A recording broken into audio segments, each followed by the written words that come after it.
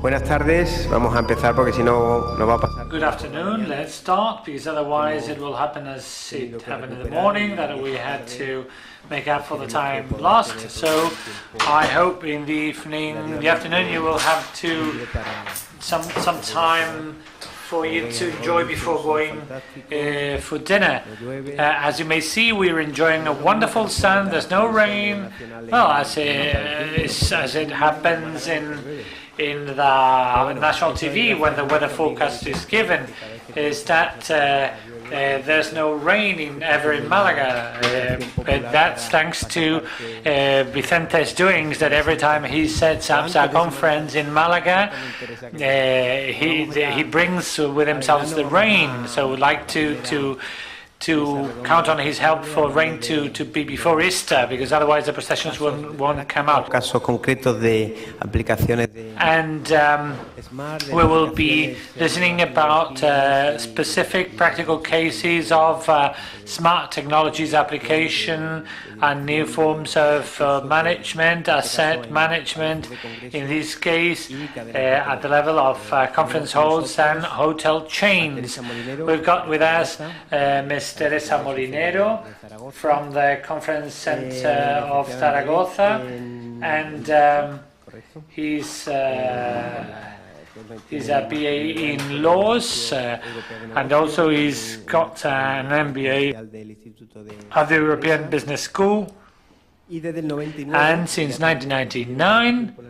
And it's funny enough that he's been in the same company for such a long time. When I started, it's quite the opposite case of that the career of José María. Anyway, with regards to Teresa, he fulfilled the job of the conference department, also at the fair department and exhibition. Now she's the director of the Palace of Zaragoza.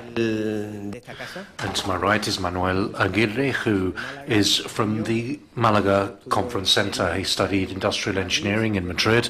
He obtained his degree in 1992, and he's also completed business courses at the San Telmo International Business Institute. For 10 years, he worked in an electronic manufacturing company in different posts in the values chain, designing products.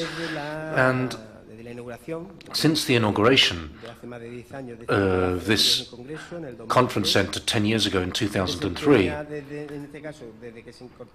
since he began working here, he's held different posts, and in 2010 he was appointed to the post of Director of Installations and New Technologies. And here to my left is José María, with whom I share different professional projects in different periods. He's currently the sales manager of Paradores, the state-owned hotel chain in Madrid.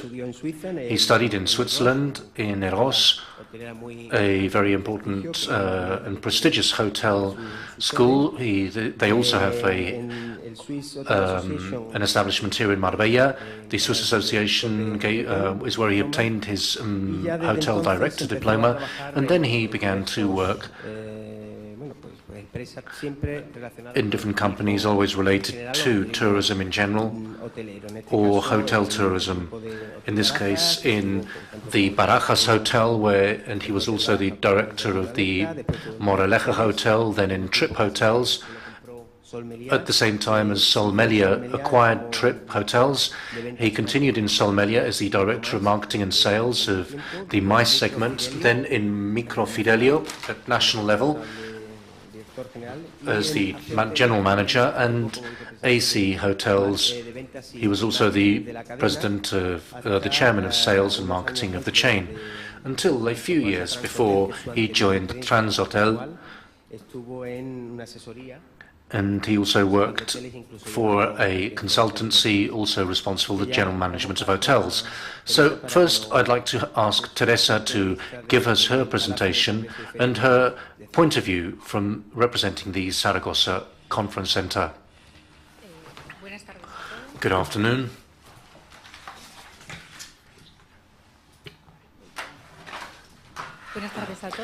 Good afternoon. My name is Teresa Molinero. For a long time, I've been working at the Feria de Zaragoza and in the conference or convention center of Zaragoza. I will try to be brief and concise so that we have the opportunity to see a little bit of Malaga. I'm going to try to give you a few pieces of information about Zaragoza. I expect most of you know Zaragoza and are familiar with Zaragoza. For those of you who are not from Spain, well, Zaragoza is a city located in northern Spain. And just to position yourselves, to situate yourselves, it's located between Madrid and Barcelona with a very important cultural and artistic heritage. It is mainly known for, let's say, religious tourism. We have the Basilica de Nuestra Señora Pilar Cathedral Basilica there, together with other cathedrals and monuments. In Spain, it stands out for its communications. As I said before, it is located between Madrid and Barcelona. But it's not just that. It is also the hub between the four most industrial cities in Spain: Madrid, Barcelona, and Bilbao and Valencia.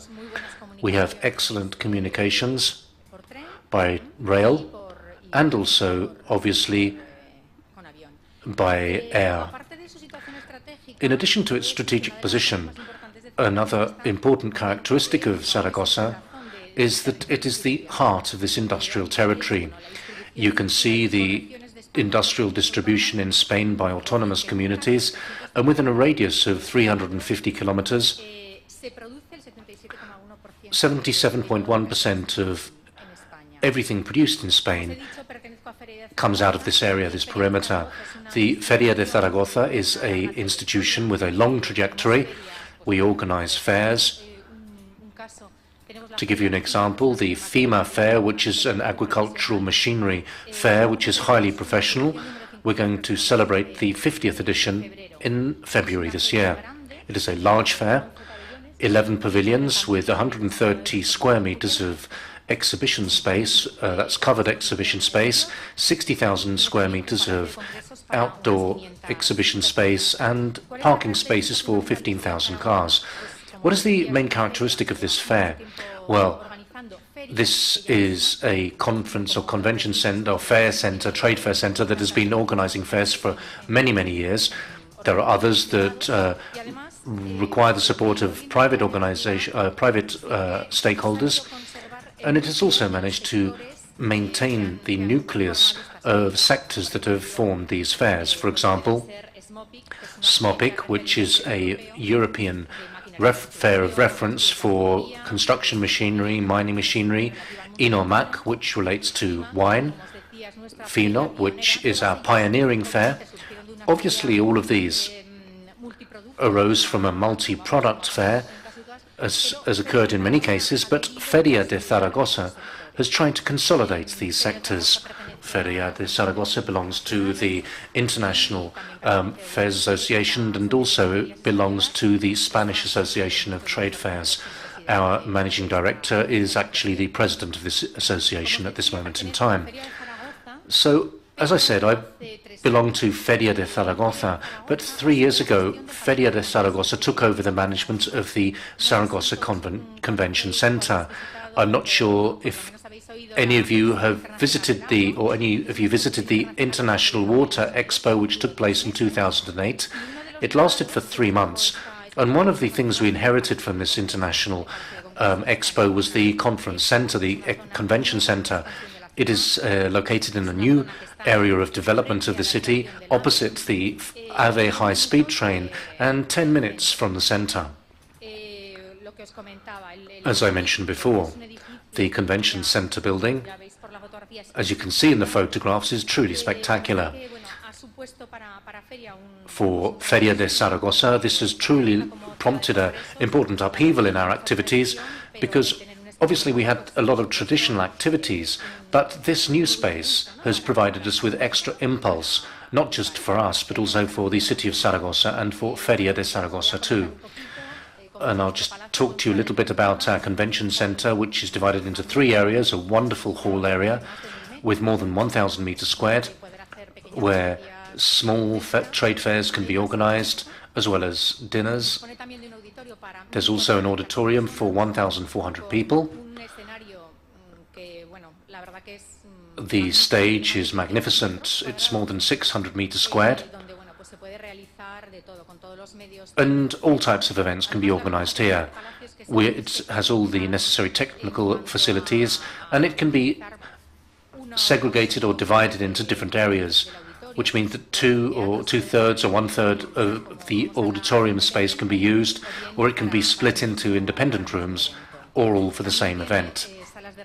There are also meeting rooms, 19 meeting rooms in fact, of different sizes, and 2,000 square meters of exhibition space for small trade fairs, exhibitions for medical congresses, etc. I'd now like to focus a little more on what Feria de Zaragoza Trade Fair is and SMART. There are 4 points that I'm going to highlight. First of all, control of access of visitors, which we do using a barcode system. We've been using this for approximately 3 years, and it's very simple.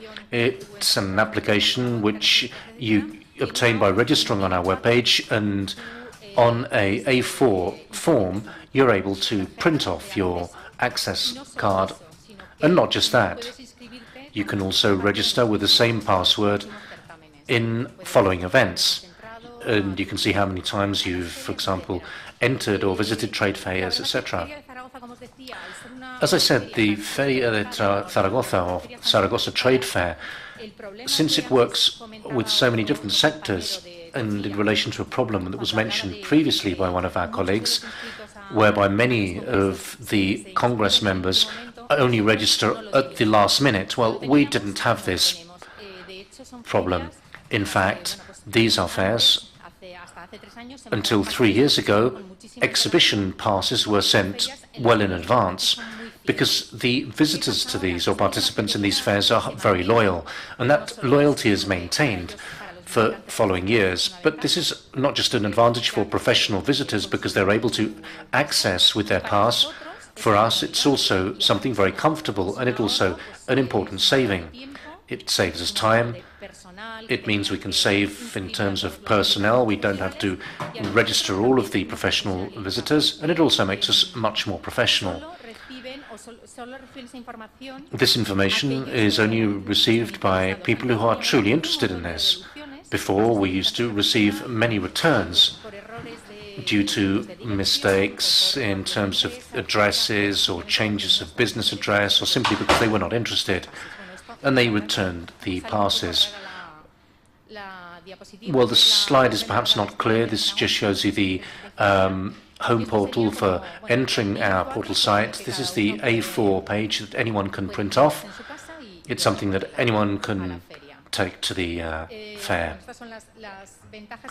These are some of the advantages that I explained before for exhibitors, and exhibitors can determine which visitors have visited that specific exhibition. It also allows us to prepare statistics and also determine what flow of visitors we've had and in real time. A second element, a second smart element that we use in Feria Zaragoza are digital catalogues. Digital catalogues will operate with any search engine. They can, and very obviously, they are very sustainable and they're free. And this is another one of the things that Feria Zaragoza has changed since the year 2010. The Zaragoza Trade Fair obviously deals with fairs that often attract up to 60,000 people, and this required us to publish many catalogues. This didn't only involve high publishing and editing costs, but also mailing costs as well. With a digital catalogue, well, all of this has been obviated and great savings have been generated. 60% of, well, we can compare this, that 60% of visitors download the catalogue, and then there's 40% of people which prefer to have a printed copy, and we still maintain this tradition of giving a printed copy to exhibitors. Here's a copy of a catalogue from last year. Well, people can use this to search, look for information, and it's also extremely comfortable. One of the first searches that you'll find, or one of the first things that you'll come across, is this catalogue. We also We have also recently inaugurated, and it's still in nappies to be honest, the mobile application for trade fairs. This year it's going to be used in the 4 most important fairs. Last year it was used in a livestock farming fair. This year it's a catalogue which obviously clearly is something that is downloaded onto a smartphone, but it has a shorter lifespan. The advantages or benefits are the same, and I think that people appreciate this. What else do we do at Feria de Zaragoza Smart? Well, we also work on domotics. Our fair space is extremely large, and there are many people that work there, but there are other fairs and convention centres that may have up to 300 people working there. At our installations, at our facilities, there are approximately 80. And obviously we need to have tools which allow us to manage these large spaces in a much faster manner. Therefore, all the question of lighting, air conditioning and heating, etc. is controlled using computer systems. And this can be supervised not only at the site itself, but also remotely. We also have a drinking water plant, and this can be controlled domotically as well. This is a layout of the centre. This shows you the ins and outs of the centre. What has this computerized system provided? Well, fundamentally, it facilitates better management of the whole centre with important energy savings, time savings, and also savings in human resources.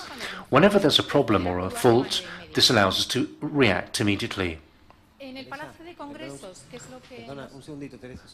Yes. Yes, could you please draw to a conclusion so that we can keep to the schedule?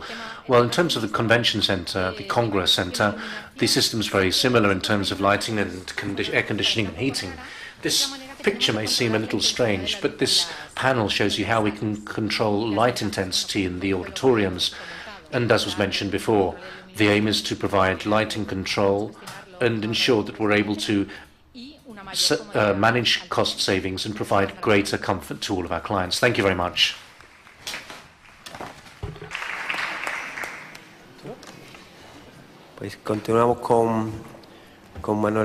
Okay, we're going to continue with Manuel Aguirre Martín, who's the Director of New Technologies at FYCMA, the Convention Centre here in Malaga.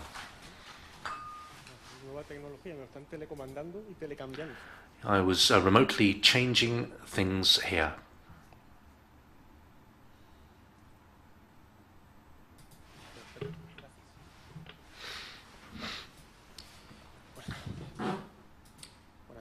Good afternoon and welcome to the Malaga Convention Centre. To start with, I'm going to give you some very brief details about this installation, about this facility. The Trade Fairs and Congress Centre of Malaga was inaugurated in 2003 with a clear view to placing Malaga on the Congress and Convention circuit. It wasn't at the time. It is a unique building that has a total service area of 60,000 meters squared and is a multi-purpose building. Within the building we have 2 pavilions, 17,000 meters squared, 2 auditoriums, 2 conference rooms, 15 small multi-purpose rooms, and 4 catering or restaurants. And compared with traditional trade fair centres, we are rather small, but we are large, bearing in mind we're a Congress centre, so it's a duality that we have to take into account.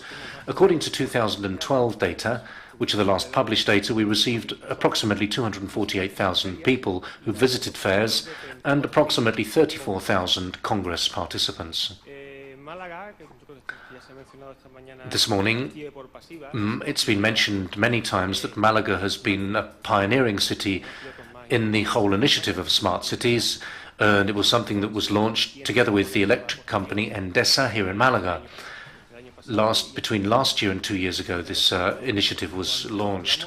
So whenever we talk about smart cities, the concept may change depending on who we're talking to, but there does seem to be a certain consensus whereby the dimensions that will measure and define a smart city are these. I think that the first one is perhaps the most important because it's people who provide the smartness, the intelligence, using specific tools and instruments.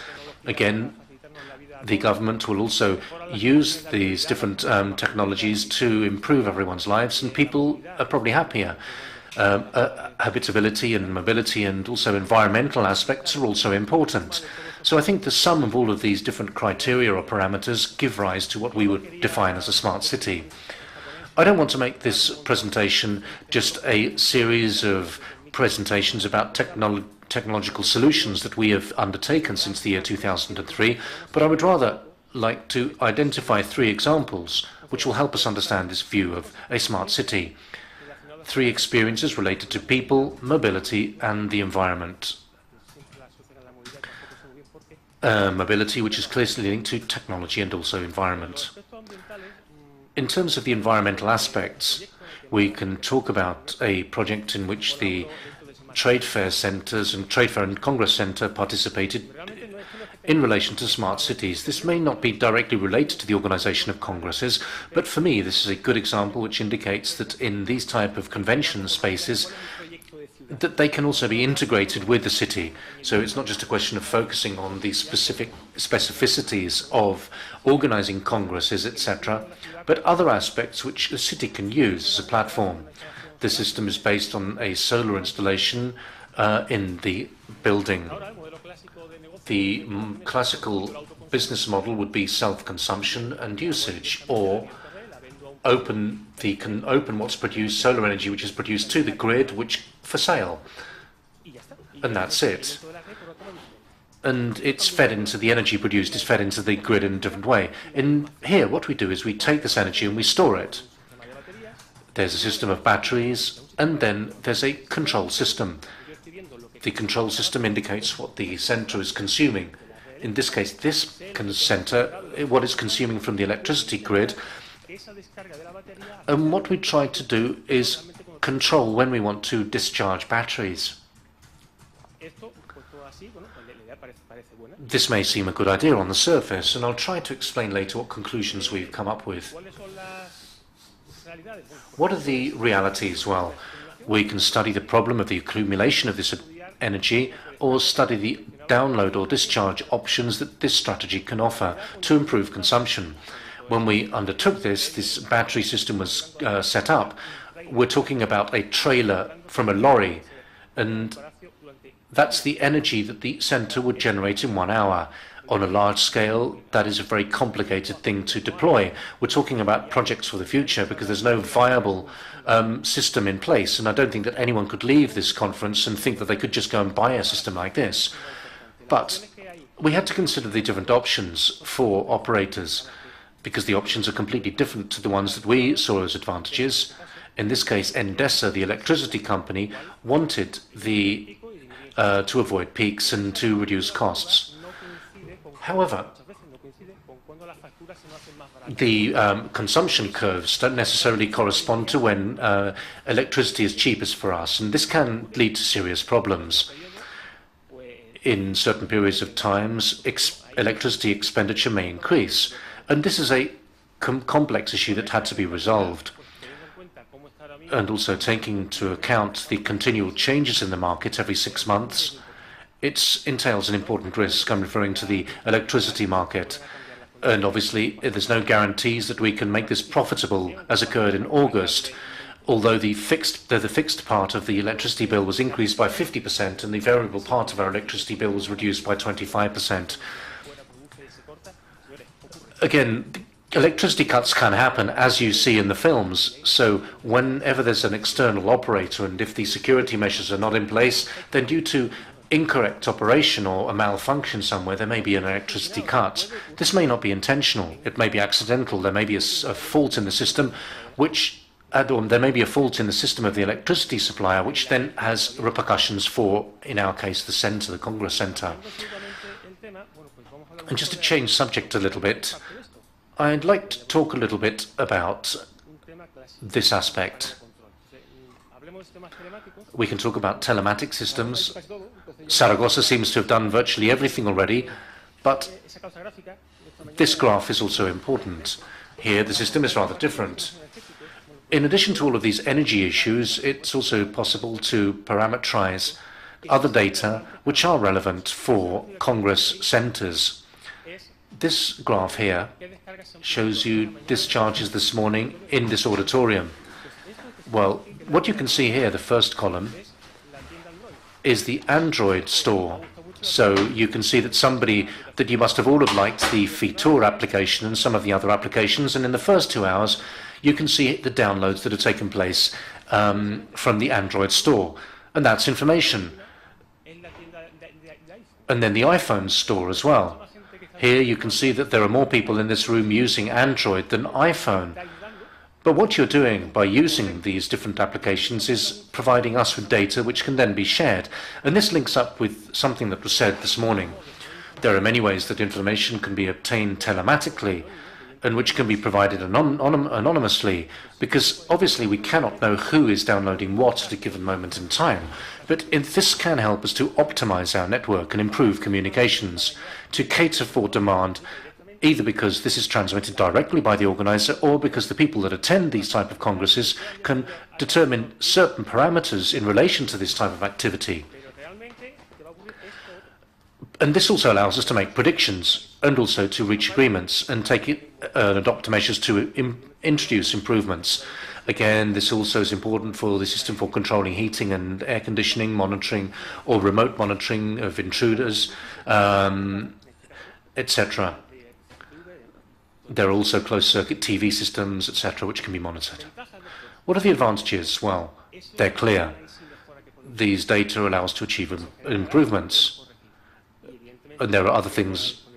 And also we can supply data for analysis and improvement and generate fault alarms, improve availability, and also the possibility to notify organizers and ensure that the event is more successful, because in this way you can preempt things that may occur based on what has happened in similar events. It also provides greater flexibility. It also provides a remote control. There's not the need to be present physically. And also, what are the challenges for the future? Well, in terms of early indicators or early alarm systems, so far, well, systems that currently are used are things like SMS or notification by telephone. What we're looking for are parameters which are based on these data, which allow us to preempt situations. Recently, if we have a system whereby, well, for example, the electricity system, if we are reaching a peak in our consumption and we cannot go over that peak, then what we can perhaps do is look at the data that we have and turn off the air conditioning or the heating in a given room where that's not necessary. But these type of things are difficult to manage in these type of facilities, because these type of smart systems have to be based on the recording of data and parameters. In a trade center and congress center such as this one with many rooms, it's very difficult because there may an event day may be different to a fair, and sometimes you have to be flexible. So the operator has to be able to introduce the smart elements in this system. And finally, the financial aspect. Many of these systems cannot just be explained through savings, because they have high implementation and deployment costs and also maintenance costs. And what you have to weigh up is the maintenance cost against the opportunity cost. Sometimes these things are difficult to quantify, and it's a challenge that we have to face and deal with. And the final experience, this is the online agenda for workshops. It's almost like a meetings agenda or appointments book. Finally, workshop has been consolidated. I think that this means that whenever an event is organized, what we always try to ensure is that there's an offer which takes into account these specifications and requirements. The client has a demand, has requirements, and we try to match all of these things. And we also, there's obviously a system whereby you can present or offer services and then see who's interested in those services. But I think that what we can do is use these type of advanced agendas or these things that can be organized in advance. But there are applications which allow us to do these things online and plan ahead. What does this allow us to do? Well, a priori, this allows us to improve satisfaction levels with final consumers or users. And people who wish to acquire a service, well, we can also focus on people who have solutions that require these type of offers. This is also a sales tool, because very often it is difficult to justify the organization of a congress or an exhibition or a fair. If a series of prior contacts can be set up, then all the better, because that will make the event much more efficient. So based on these points, in the last 3 years, we have set up this agenda system on a continual basis. We've used it in different workshops, such as tourism workshops, but we hadn't standardized it. And I would just like to draw your attention to a graph here. This contributes, provides us with interesting information. Everything initially was carried out manually. In the second year, you can see that this was reduced, and finally manual work was reduced to a minimum. So you can see that in 3 years, people have adapted very quickly to using this online tool. The red line is on-site. As Hugo mentioned this morning, there's different cultural differences. Although you make this tool available, 25 or 30% of people will continue to prefer to use things in person. And it's the same with people registering at a congress. It doesn't matter whether you use an agenda on paper or a digital agenda or diary. We have to change these type of things. Again, you can't change people's culture or cultural habits overnight. These things take years. It's a different way of thinking and looking at the way in which we did things before. I think that this growth is important. This growth is real. And it's not automatic, however. You need somebody to help the user. And at the end of the day, this means that people don't end up wanting to take the plunge, and you have to end up telephoning people to arrange meetings. But there may be people who have 40 meetings or allocated, and they can decide which meetings are of greater interest to them than others. Here, a representative from Google said that everything in the digital world had to have a counterpart in the real world, and that is true. Behind what's digital, there has to be a person. Otherwise, things never really work. And what's true here is that this allows us to scale spaces much better. You can enlarge spaces or reduce space. And of course, it's important to take into account on-site tools so that this 30% can be managed and controlled here.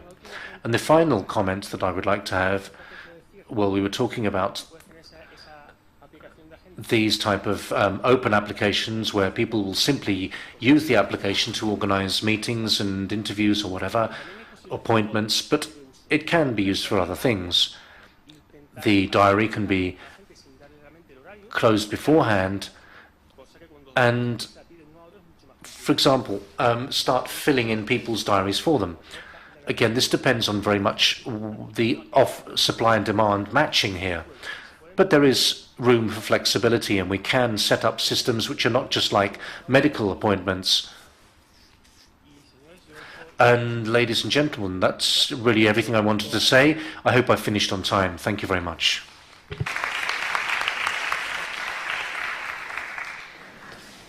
And we're going to finish these 3 presentations with José María Carbó, Tiemeijer, who is the Chief Commercial Officer of Paradores. The organization of inviting Paradores to this event, and especially to Vicente, and as well to my colleague Rocío, that she's the one working, I am only the one talking. And if you don't mind, I will proceed to speak in Spanish. You have the presentation in English. If you feel comfortable, we can proceed like that. If not, I can continue in English. And afterwards, you can ask me any questions regarding the presentation. There's going to be a few things. I will try to introduce what is Paradores more or less, and of course, explain why we think we are smart, if we are smart, that I hope so. So, ha sido un placer escuchar. Well, it's been a great pleasure to listen this morning. It's been spectacular, and the situation of Paradores is rather complex because we're a bit of everything. I spent almost 9 months, although Paco said I've got a very long CV, but that's why people throw me out everywhere. I feel as if I've been pulled into this company which is famous for its style. It celebrated its 85th anniversary. Paradores, the state-owned hotel association, is not just about a single hotel. We are Paradores. And the accommodation is referred to in Spanish as Parador. And Parador is a mixture of tastes, senses, colors, but we're also destinations. And for good or bad, we have to promote these Paradores and we have to provide incentives and attract people. And sometimes our destinations are very complex. Paradores in Spain are located in all of these locations. We're a public company, we try to be competitive, we innovate, we're leaders, and we feel that we're leaders, and we have 94 unique hotels all around Spain. And these destinations, well, you can see our new slogan, our new brand, with a bright future ahead. Some of them are traditional, others are rather more complex. And I expect that if we weren't there, I'm sure that these locations would not be destinations at all. This is largely thanks to the staff in our company. We have excellent quality of service, and I would say that today our quality of service is far and above that offered by other chains. We have unique properties, they're unique. We defend our traditional gastronomy, the cuisine characteristic of all of our Parador hotels. We also have hotels in privileged locations and in others maybe less privileged. We also develop the environment. We have clients who are perhaps even more loyal than our own employees. And we offer all types of services on a customized and personalized basis. Just some examples for those of you who are not familiar with the network of Parador hotels. The ones that are most integrated in the world of congresses and incentives or events are these ones here: La Granja, Segovia, Sigüenza, Córdoba, Santiago la Compostela, Córdoba, well, my colleagues from Córdoba here, Antequera, Malaga, Salamanca, León, Saler, Bayona, and Cádiz. And many of these represent spectacular things. So when I talk to you about destinations, what did I mean? Well, we also try to be a destination, a 360 degrees destination.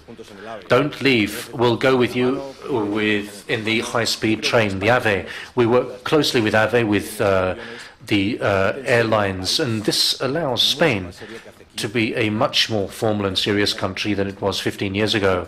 Infrastructures to reach all of these destinations are in general excellent. We are extremely patriotic and also extremely regional. We defend our gastronomy in every place, creating specialized products and defending local products at each Parador hotel. Well, this is similar to the slide shown by my colleague, and this explains why we believe that we are smart hotels and congress centers. Technology and investment is essential in this 360 degrees circle. We invest in our people, in their training. We invest in ensuring that they have the best technology available to them. And we always strive to achieve the optimization of this technology focused on our clients. Paradors is currently in an in-depth process of analysis in relation to its booking system so that it is able to grow, thinking very much with large events very much in mind. We focus on economic recovery. We also try to provide an impetus to destinations where we can try to boost the economy and ensure that that has a return for that destination. Corias, for example, is in Canaster and Arcea with 75% occupancy, and that occupancy level is only possible in Paradores. Around this Parador, we organize tourist activities, transport activities, many different activities around that specific Parador hotel. Before, Corias was only a minority destination, and that is no longer the case. We're a public company, we work for the company, we're part of the government, and we promote the Spain brand, the Parador brand of each city, of each destination, everywhere that we go. We work in collaboration with trade fairs, and we promote the Spanish brand, the Spain brand, and the Parador brand worldwide.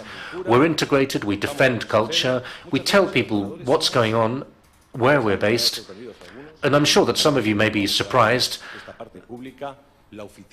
The tourism office has an important role to play in each destination. We also support the environment, and for this reason we consider that in this 360-degree in this circle, with all of these technological innovations and developments that we have to do, we also believe that we're smart. Obviously, we wouldn't have installations or facilities such as these ones where we're holding this conference, but there are paradors which do have auditoriums such as Segovia, León, Santiago de Compostela, with magnificent paradors, or Malaga Golf. Our mission is extremely broad. We have a simple goal, but you can see that what Paradores seeks to achieve is, first and foremost, defend quality, and particularly the quality of the product represented by Spain, its autonomous communities or regions, and its cities. And that's what we try to do in all of our actions. We conserve and protect our destinations. We look after it and we strengthen it. Some destinations don't need paradors. Everyone knows Santiago de Compostela, for example. If you go into that square and have that privilege of a parador opposite the cathedral, well, that's priceless. So what about León? These are really cornerstones of our companies, and I'm sure that other companies could probably say the same. But Paradores transmits this image of care that we have managed to maintain over time. We develop structures that are, in many cases, highly deteriorated, and I want to go very quickly because otherwise Paco's going to tell me off. We also enhance Spain's heritage, which we also help to conserve. We develop it, we also reconstruct, and we renovate. In this way, we're able to renovate historic buildings, and I'll show you some examples later on. In terms of cuisine, well, this is very important for us. Next to her in Fitur, well, we signed an agreement with the Ministry of Agriculture to defend not only our cuisine, but also local products. And within all of these slogans, I want you to at least take away the message that what we do today in Paradores is try to be profitable, looking after heritage, culture, the promotion of the image of Paradores and Spain's image at all fairs. Well, we pay for and maintain our business with our business, the business of our Paradores, our rooms, our beds, our restaurants.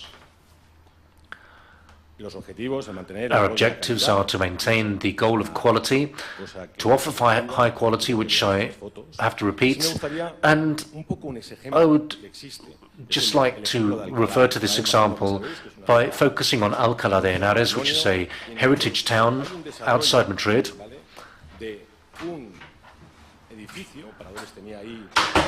Paradores had a restaurant there.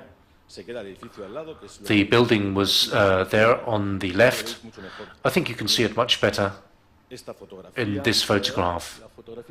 The photograph at the bottom, not the one of the cloister, well, that's the picture of what the building was like before. We invested in the building.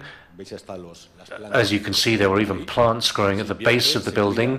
Well, we invested there, we've maintained it and developed it, and we've created a business which incorporates a 17th century convent, a 19th century workshop, and this 21st century modern garden, or this wonderful spa.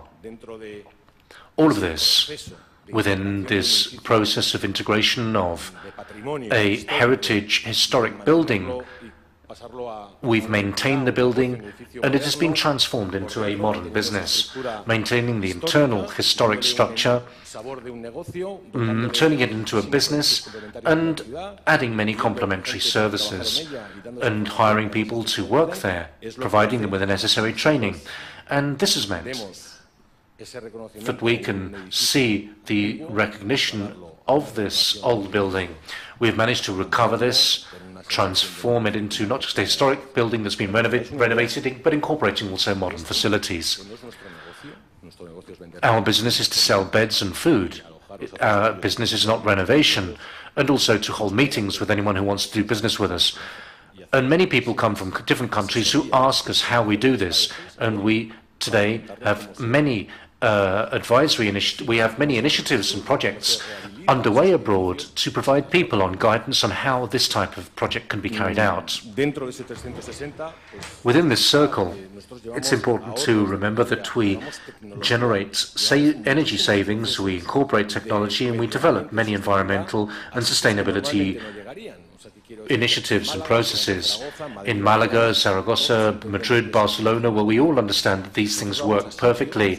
But we have to go to certain sites or places such as Cañados del Teide, where there's no 3G coverage. We have to use satellites coverage. Or, for example, in Coria, where there was no waste recycling or water purification systems. And what we did is we invested in our establishment, and that knowledge spreads out and benefits all of society at that destination. Therefore, we're great energy savers. The buildings that we renovate, well, as I said before, Paradores has obviously been operating for 85 years, and many of the buildings have been being renewed because they've been in operation for many years. Well, obviously, we try to avoid pollution, control pollution. We work on all of these different areas of saving and sustainability. Another point, this is extremely important, corporate social responsibility. Our human resources team also introduces at all of our hotels these same processes and procedures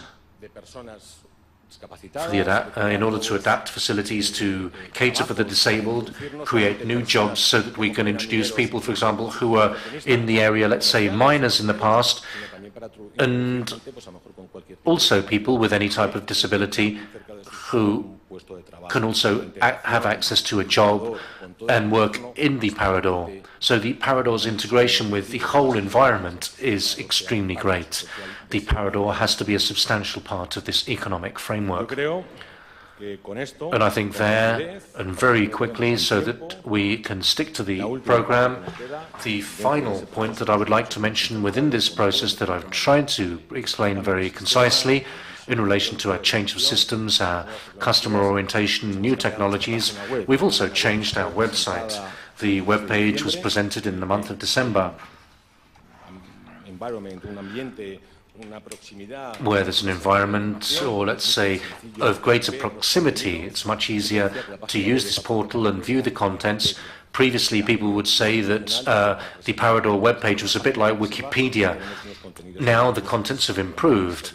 And I think that this is very important to highlight the history of Paradores. It's an accessible webpage. We organize specific programs for different target audiences or for target customers and users. And it's very specifically orientated to mice, offering details about facilities for conferences, congresses and meetings and exhibitions. Well, I think there's not really much more for me to add. It's been a great pleasure to be here with you, and I hope that we can all be a little smart, not like some cities or destinations, but if anyone has any questions or comments, I would be delighted to answer and offer you any further information. Thank you very much for your attention. Thank you very much, José María, Manuel and Teresa, because you have all stuck to the time allocated very, very well. We've still got about 10 minutes left to take a couple of questions from the floor, or even here. If anyone wants to break the ice there from the audience, then all the better. Perhaps we could hand the floor to Julio Abreu. Thank you very much. Well, I would like to ask a question to José María. I've always referred to this as networking, and I've looked at the way you work, the way you operate, the way you maintain your business, but I've always looked at the way in which you manage to gain the loyalty of your customers. You haven't talked to us about the Friends of Paradores, and I think that this initiative is very interesting. Many people would be surprised to learn how many Friends of Paradores there are, and what the results are. What do you do to make people fall in love with Parador hotels? And what do you achieve through this loyalty building of these great friends of Paradores who use your services and who consult you, who request services over many, many years? Thank you. He mencionado de la fidelización y de nuestros clientes que son. Well, something we've already mentioned with regards to loyalty creation with our clients. Other things will fall into something in the field of spectacular. I've been working for many companies. With PACO, we were colleagues at some places. We've got some 650,000 friends. About 20% of them are international, and about 650,000 friends with a severe problem. 10% of them are sick. They are compulsory buyers of Paradores. And when I'm saying that, I'm talking about trying to understand the tourist experience. Maybe there are more than 7,000 people that have visited the 1994 Paradores. And it's fantastic. We draw our promotion. People buy the Parador in Coria, who's quite far away from everywhere, had about 75% of occupancy, and we had to enlarge twice the season closing because of the success. So these are people who have allowed us to keep business up, and today what we're trying to do is to follow a sentence, follow a motto. Many of us have known Spain with our parents in the cars without air conditioning and having a knob for putting down the screens at the windows. And now we want our children to get to know Spain through Paradores again. Our parents were big consumers of Paradores, and we would like people of my profile, around 45 or so, will be loyal to Paradores again. Our friends are usually between 48 and 52, and we want to look for an audience between 28 and 45.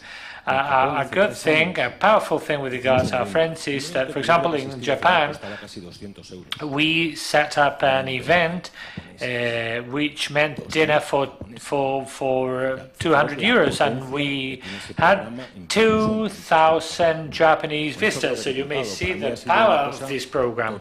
So for me, it was a surprising thing getting to know a program with such big power and so many loyal followers. I hope I've answered you. Any more questions from the audience?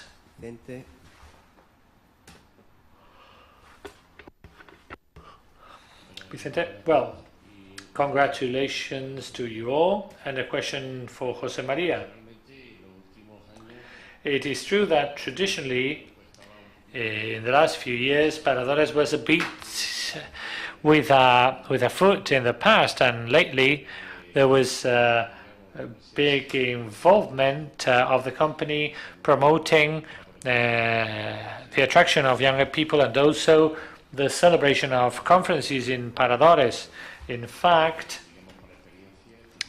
out of my own experience, I'm working very much with them, but it was a bit difficult for me to change the pace at which people were used, especially in terms of working in a not, I wouldn't say old-fashioned way, but a bit stiff. But that's changed. Was it that difficult to change that way of working, that dynamism? And in the case of both Teresa and Rafael, in the case of palaces and fairs, I believe it is important to work with the conference operator, with the Congress operator, both at the fairs and in this case at the conference centers. There's a fair and exhibition association there, an association of conference centers, which is there jointly working with OPCs, but in any case it is true, and I've got to say it here and I would like to say it openly,